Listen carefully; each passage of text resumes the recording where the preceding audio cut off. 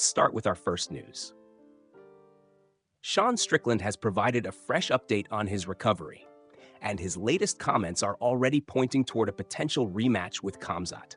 Strickland recently took to X to address the questions he has been receiving about his return to competition. The former UFC middleweight champion has been dealing with a shoulder issue, and according to his latest update, the injury is improving. But he still needs more time before he can return to the octagon. Strickland wrote that his shoulder is getting solid, but he needs a little longer before he is ready to fight again. That update suggests his recovery is moving in the right direction, although there is still no confirmed date for his comeback. But what really caught the attention of fans was Strickland's comment about his next opponent. He directly mentioned Khamzat, accusing him of continuing to talk and seemingly welcoming another matchup between the two. Strickland even mocked Khamzat over his previous comments about making weight, keeping the same confrontational style that has become a major part of their rivalry. The possibility of a rematch is especially interesting because their first fight ended in a closely contested decision. Khamzat entered the matchup with huge expectations, while Strickland was looking to prove that he could compete with one of the division's most dangerous contenders. Now, with Strickland recovering from his shoulder problem, the idea of seeing them share the octagon again is starting to gain momentum. Khamzat also responded to Strickland, and his message was just as aggressive. He called Strickland a coward for starting the trash talk again, and warned him that when they meet next time, he should be prepared to ask for forgiveness. That response immediately added more fuel to the rivalry. At this stage, however, nothing appears to be officially booked. Strickland still needs time to complete his recovery, and the UFC would ultimately have to decide whether a rematch is the right move for both fighters. Still, the message from Strickland is clear. He is not backing away from Khamzat, and once his shoulder is fully ready, he appears open to settling their rivalry inside the octagon.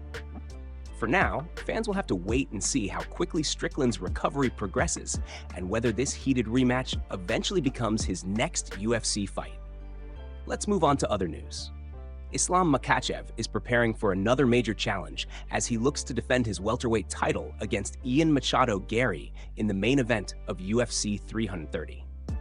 If Islam gets past Gary, the division already has several contenders waiting for their opportunity. But according to his longtime coach, Javier Mendez, one fighter could present a particularly dangerous challenge at 170 pounds. During a recent interview, Mendez was asked about the potential contenders who could eventually face Islam. His answer immediately caught attention when he pointed to rising contender Carlos Prates as the fighter he considers one of the biggest threats. Mendez explained that between Prates and another leading contender, Prates appears to be the more skillful fighter. He praised Prates for his polished striking and his ability to use his height effectively. According to Mendez, Prates may not necessarily have a clear advantage over Islam in either striking or grappling, but his physical strength makes him especially dangerous. Mendez also highlighted another important factor. Prates is still a young fighter who continues to develop.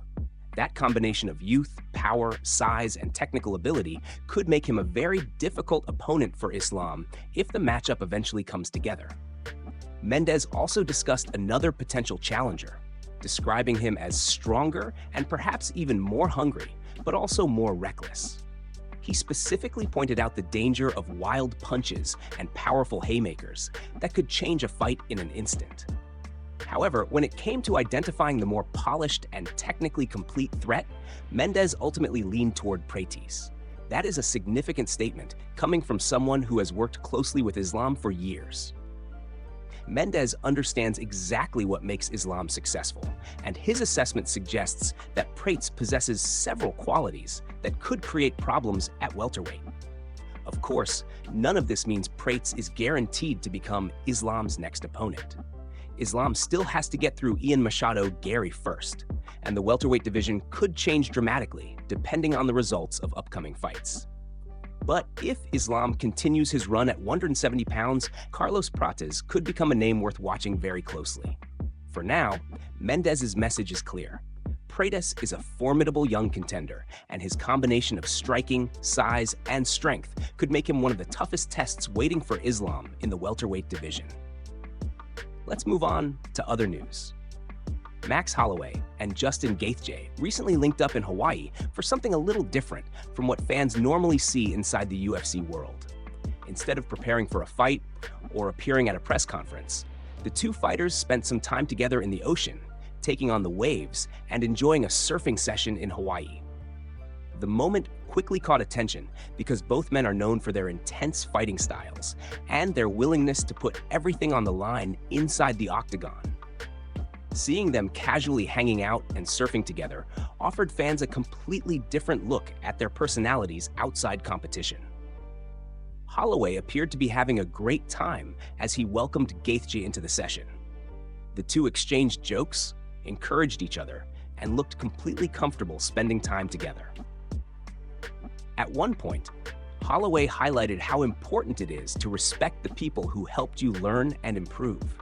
He spoke about giving props to those who have taught you something along the way, showing the kind of mindset that has helped him build such a long and successful career. The surfing session also had plenty of energy. The fighters were clearly enjoying themselves, shouting encouragement and pushing each other to keep going. There was no competition inside the octagon this time. Instead, the focus was simply on having fun, enjoying the Hawaiian surroundings, and sharing a memorable moment.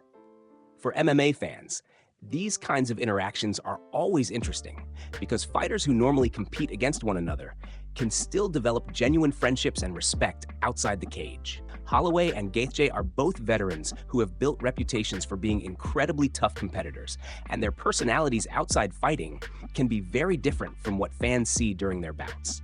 The video also showed another side of the sport. Behind all the rivalries, rankings, title fights, and pressure, fighters can still come together, enjoy their time, and simply have fun.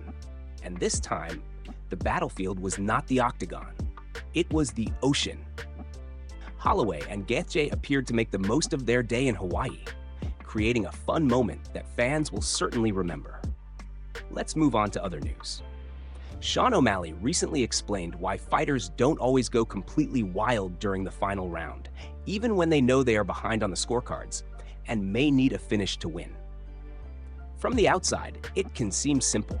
If a fighter reaches the fifth round knowing that a knockout or submission is probably the only path to victory, why not throw everything into every punch and take the biggest possible risk? According to O'Malley, the reality inside the octagon is very different. By the time fighters reach the final round, they have already spent around 20 minutes fighting at an extremely high pace. Their heart rates are elevated, their muscles are exhausted, and their arms can feel extremely heavy from fatigue. That physical exhaustion can dramatically affect decision-making, speed, and technique. O'Malley explained that if simply charging forward and throwing huge punches was always the best solution, a fighter could have tried that strategy in the first, second, third, or fourth round. But there is a major problem with becoming too reckless. The more exhausted a fighter becomes, the more sloppy their technique can get. And once the fight becomes chaotic, both fighters create opportunities for mistakes. O'Malley pointed out that, from his own perspective, an opponent who simply rushes forward and starts swinging wildly can actually become easier to counter. Instead of overwhelming him, reckless aggression could create openings for him to land a clean knockout shot. That is one of the biggest misconceptions about fighting. Fans watching from home might think that a fighter should simply throw everything they have when time is running out.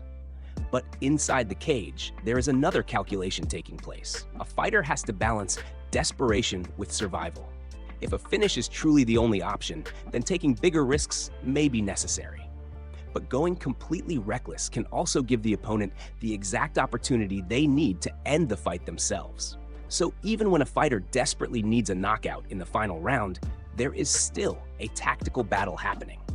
Sometimes the smartest way to chase a finish is not to abandon technique, but to stay composed enough to create the one opening that can change everything. Let's move on to other news.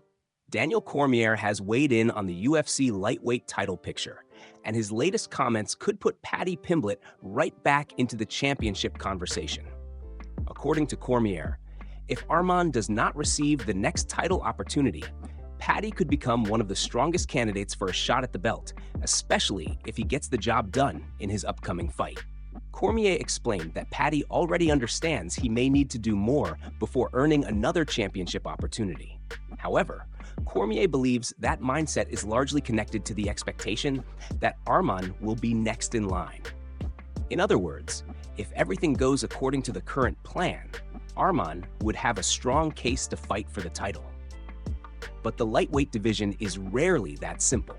If Arman is unable to compete for the championship next, the entire picture could change almost immediately. And that is where Paddy could enter the conversation.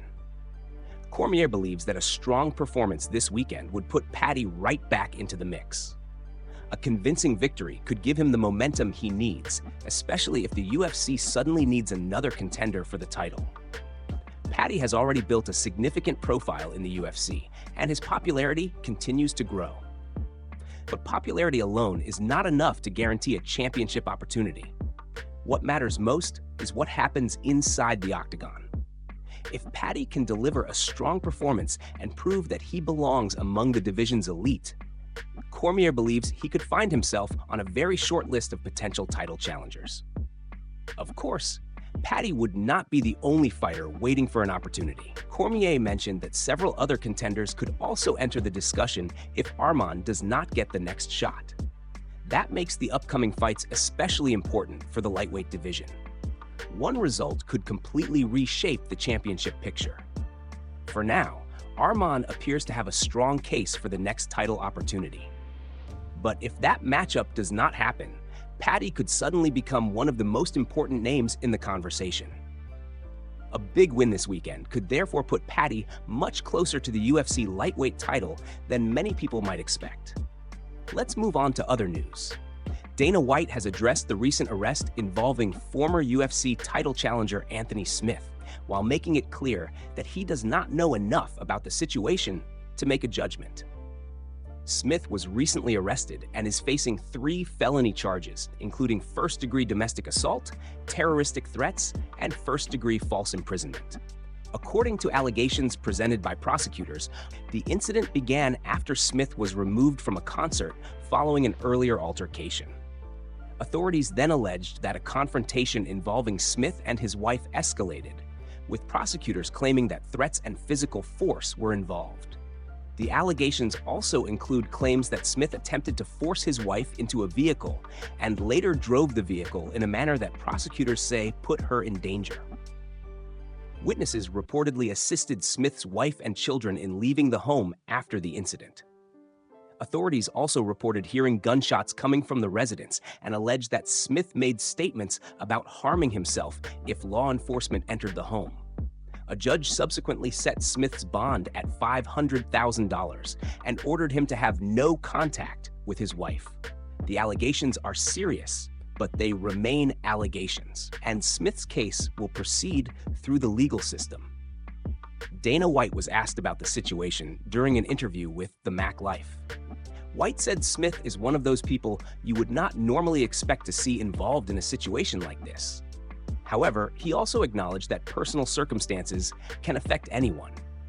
Dana emphasized that he did not know enough about the details because he had been traveling and had not followed the entire situation closely.